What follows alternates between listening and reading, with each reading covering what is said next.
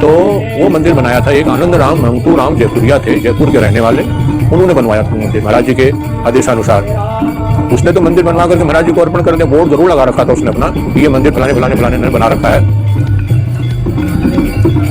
तो वो जयपुरिया आए, मैं अंदर आमेर पढ़ रहा था, तो उसके साथ भी कई लोग आए थे उसके परिवार के। हमसे बोला, हे लड़के इधर आओ। मैंने कहा लड़के करके कौन बुला रहा मुझे? सब लोग पंडित जी या पुजारी जी करके संबोधित करते थे। बोले तुमको किसने रखा? मैंने कहा महाराज जी ने रखा। बोले तुम तो ठाकुर हो? मैंने कहा हाँ। अब तुम तो कुछ जानते नहीं हो, पढ़े लिखे तो हो नहीं। अब मैंने कहा जो हूँ सो हूँ, मैं ज़्यादा नहीं बोल पाऊंगा, नहीं आपको उत्तर दे पाऊंगा, मुझे महाराज जी ने रखा है बस, और मैं कुछ नहीं जानता। इतनी मेरी उसकी बात विवाद हो ही रही थी कि पीछे से आवाज़ आई, जयपुरिया इधर आओ। पीछे से महाराज जी आए। महाराज जी इतनी तेजी से आ रहे थे, मैं समझा एक तो ये बिगड़ रहा है, और मुझे लगता है महाराज जी भी बिगड़ेंगे हमें।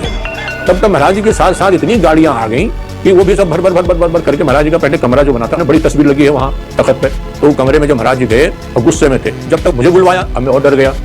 मैं वहाँ जब गया मैंने देखा तो पूरा कमरा भर गया। हम बोले इधर आओ। महाराज जी बोले, मैं नीचे बैठा। हाँ जयपुरिया क्या पूछ रहे थे इससे? मैंने कहा महाराज मैं ये पूछ रहा था, मैंने इतना बढ़िया मंदिर बनाया और यहाँ कोई विद्वान पंडित होता पुजारी, और इससे मैंने पूछा ये तो ठाकुर ने सुना है और पढ़ा लिखा भी नहीं है। अरे तुम क्या जानो, ये बहुत पढ़ा लिखा हुआ है। अरे तुम क्या जानो, तो इसकी बात डिग्री नहीं है बस। डिग्री कौन सी? बीना बाई के पास क्या डिग्री थी, कबीरदास जी के पास क्या डिग्री थी, तुलसीदास जी के पास। एक सांस में उन्होंने कई साधु संतों के नाम ले लिए। वो महाराज जी का शरीर तमतमा करके लाल हो रहा था एकदम, और इतना क्रोधित हो गए उसके ऊपर, तोड़ दो अपना मंदिर, साले हमारे पास 50 लोग हैं मंदिर बनाने वाले, बोर्ड हटा दो यहाँ से वहां तक बोर्ड लगा रखे तुमने, और ये मंदिर को तोड़वा दो अपना, तुमको इतना अहंकार अपने पैसे का। बोले क्या सुनना चाहता है इससे? बहुत बड़ा विद्वान है ये, तुम नहीं जानते इसको। तो वो भी अहंकार में चूर था। उसने कहा महाराज जी गीता सुना देंगे। कहाँ गीता सुना देगा? कौन सा अध्याय सुनना चाहता? उसने कहा 11वां अध्याय सुना देगा ये। तो मैं महाराज यहाँ बैठे थे, मैं नीचे बैठा था।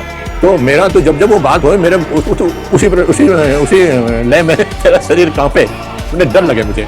तो महाराज जी ने एक दफे ऐसा कुछ किया कि यूं जैसे पैर बदला और वैसे कम्बल मेरे ऊपर ढकते हुए अंगूठे से मेरे यहाँ पे टच कर दिया, और फिर मैं बिल्कुल ऐसा बेहोश हो गया कि मुझे कोई फिर होश नहीं है। लेकिन ये मुझे लग रहा, आभास हो रहा था कि हाँ मेरे कंठ से आवाज आ रही है गीता के श्लोक, और इस प्रकार की आवाज, इतनी शुद्ध आवाज मुझे सुनाई दे रही थी, लेकिन मुझे और होश नहीं हो रहा था। पूरा कमरे में सन्नाटा हो गया, जितने भी लोग बैठे थे। तब तक जयपुरिया बिल्कुल रोने लग गया और महाराज जी को प्रणाम किया, महाराज जी से माफी मांगी। उन्होंने कहा, महाराज जी ने कहा कि इनसे माफी मांगो, इसका तुमने अपमान किया है, इनसे माफी मांगो। तो इतना बड़ा आदमी वो शेर आनंद राम मंगतू राम जयपुरिया करके उनके आगे लगता था, उसने हमारे पैरों पर सर रखा।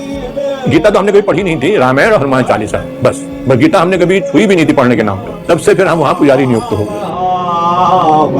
हर गंजर बसर वरन कीने, हर गंजर बसर